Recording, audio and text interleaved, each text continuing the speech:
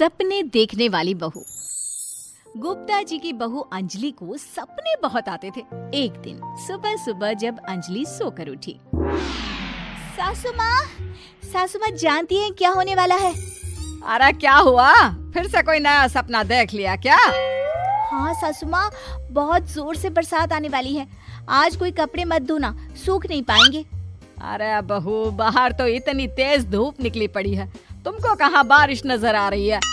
अरे मम्मी जी, मैंने सपने में देखा था बहुत जोर से बारिश होने वाली है, इसलिए बस आज कोई कपड़े नहीं धुलेंगे। अरे लेकिन इससे पहले भी तो कितनी बार तुझे सपने आए हैं, कभी कुछ सच भी होता है क्या?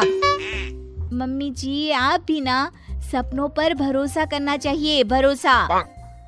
अंजलि की सास उसकी कोई बात नहीं मानती, लेकिन उस दिन वाकई में शाम होते होते घने बादल आ जाते हैं और जोर से मूसलाधार बारिश होने लगती है। अंजलि, आज तो तुम्हारा सपना सच हो गया। बहू, आज तो तुमने सपने में बारिश देखी थी ना, और देखो सच में बारिश हो गई। लगता है अगली बार से हमें तुम्हारी बात माननी पड़ेगी। पापा जी, मैं तो हर बार ही मम्मी जी से कहती हूँ, मेरे सपने सच हो जाते हैं, बस भरोसा रखिए। कुछ दिनों के बाद, अजी सुनते हैं, मुझे ना सपना आया था और सपने में मैंने देखा कि आपकी पूरी 1 करोड़ की लॉटरी लगी है। अरे कभी कभी सपना सच होना सही बात है, लेकिन हमेशा ऐसा नहीं होता अंजलि। और वैसे भी लॉटरी लगने ही वाली है तो अच्छी बात है ना। मैं तो कहती हूँ, हम वो बड़ा सा घर खरीदने वाले थे ना, आज ही चलकर उसको फाइनल कराते हैं। अरे वाह वाह, हाथ में पैसा नहीं और बड़ा घर खरीदना है। अरे मम्मी जी, बताया ना आपको, मुझे सपना आया था कि हमें 1 करोड़ की लॉटरी लगने वाली है। देखो बेटा, ये पैसों का मामला है, इसमें किसी तरह की रिस्क नहीं लेनी चाहिए। और जब तुम्हारा सपना सच हो जाए तब तुम घर खरीद लेना। मम्मी पापा ठीक है अंजलि, अभी इतनी जल्दबाजी करने की क्या जरूरत है? मैं कुछ नहीं जानती, मुझे वो घर चाहिए तो चाहिए। और आपको प्रॉब्लम क्या है? कुछ दिनों में तो पैसे आने ही वाले हैं लॉटरी से। हाँ तो जब पैसे आ जाएंगे तब खरीद लेंगे ना। पर हमारी अंजलि खाना पीना छोड़कर जिद पकड़कर बैठ जाती है। आखिर मजबूर होकर अंजलि के पति को उस घर को बुक कराने के पैसे देने पड़ते हैं। कई दिन बीत जाते हैं, लेकिन अंजलि के पति की कोई लॉटरी नहीं लगती। कुछ दिनों के बाद, तुम्हारे सपने के चक्कर में तो सब खराब हो गया अंजलि।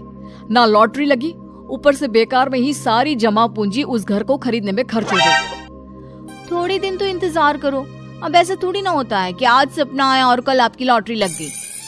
मैंने तो पहले ही कहा था, तुम्हारी बीवी को तो हर सपने पर विश्वास करने की आदत पड़ गई है। ऐसा भी कहीं होता है क्या? कुछ दिनों के बाद अचानक से अंजलि के पति के पास एक फोन आता है और पता चलता है कि उसकी 1 करोड़ की लॉटरी लग गई है। अरे वाह अंजलि, ये तो कमाल हो गया, मेरे तो सच में लॉटरी लगी। अरे भगवान भला करे तुम्हारा। हाँ बहू, अब तो तुम जो कहोगी हम वो सब बात मानेंगे। तुम्हारे सपने का मतलब तो पूरा का पूरा सच होता है। अरे बिल्कुल ठीक कहते हैं, मैं तो बेकार में ही बहू को उल्टा सीधा सुनाती थी। अरे इसके सपने तो वाकई में सही हो जाते हैं। अपने घर वालों की बात सुनकर अंजलि मन ही मन बहुत इतराती है।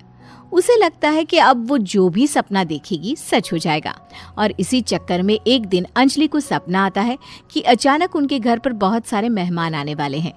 यही सोचकर अंजलि अपनी सास को कहकर बहुत सारा खाना पहले से ही बनाकर रख लेती है। सुबह से शाम हो जाती है। हमने इतना सारा खाना बना लिया, लेकिन हमारे घर तो कोई मेहमान आया ही नहीं। हाँ मम्मी जी, अब तो रात होने आई है, लगता है ये खाना हम लोगों को ही खाना पड़ेगा। गुप्ता जी का परिवार पूरे 2 दिन तक उस खाने को खाकर खत्म करता है, लेकिन अंजलि की अपने सपनों पर भरोसा करने की आदत इतनी जल्दी छूटने वाली कहाँ थी। एक दिन अंजलि की सास अपने किसी रिश्तेदार के घर जाने के लिए कहती है, अरे अंजलि बहू, मैं जरा 2 दिन के लिए बुआ जी के घर जा रही हूँ। देखो तुम पीछे से घर को अच्छी तरह संभाल लेना। हाँ ठीक है मम्मी जी, आप चिंता मत करिए, मैं सब कुछ अच्छे से संभाल लूंगी। बहू, वैसे तो तुम सब कुछ बहुत अच्छे से ही करती हो, लेकिन देखो ये जरा ना सपनों पर भरोसा थोड़ा कम किया करो बेटा। क्या मम्मी जी, मेरे इतने सारे सपने तो सच हो जाते हैं, उसके बाद भी आपको शक ही रहता है हमेशा। अरे बेटा, कभी कभार की बात अलग है, लेकिन हमेशा इन बातों पर भरोसा करना बहुत बड़ा नुकसान भी करवा सकता है। तुम्हें इस बात को समझना चाहिए। ठीक है मम्मी जी, समझ गई। अब आप आराम से जाइए, मैं सब कुछ बहुत अच्छे से कर लूंगी। अंजलि की सास बुआ जी के घर चली जाती है। उसके जाने के बाद अंजलि एक दिन सुबह सोकर उठती है और जोर जोर से रोने लगती है। अरे क्या हुआ अंजलि, तुम रो क्यों रही हो? बहू सब ठीक तो है ना? क्या कोई बुरा सपना देखा? अरे पापा जी क्या बताओ, मम्मी जी नहीं रही, वो हम सबको छोड़कर चली गई।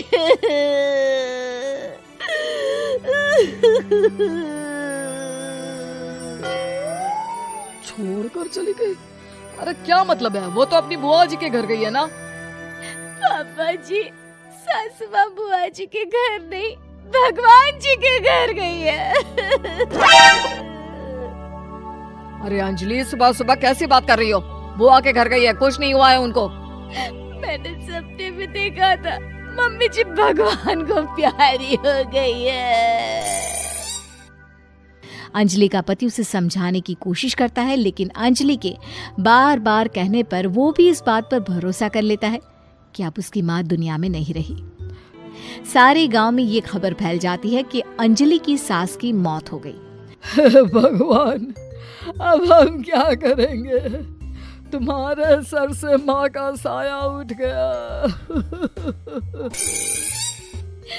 मैं तो कहती हूँ पापा जी, इनको बुआ जी के घर जाकर मम्मी जी की डेड बॉडी को ले आना चाहिए, तब तक हम उनकी अंतिम यात्रा की तैयारी करते हैं। अंजलि का पति अंजलि की बात सुनकर बुआ जी के घर के लिए रवाना हो जाता है। उधर अंजलि अपनी सास के अंतिम संस्कार की सारी तैयारियां कर लेती है। मोहल्ले के सारे लोग वहां पर आकर इकट्ठा हो जाते हैं। बहुत बुरा हुआ, मेरी सास मुझे बहुत प्यार करती थी, बुआ जी के घर गई थी। अरे हमको क्या पता था कि भगवान जी के घर जा रही है।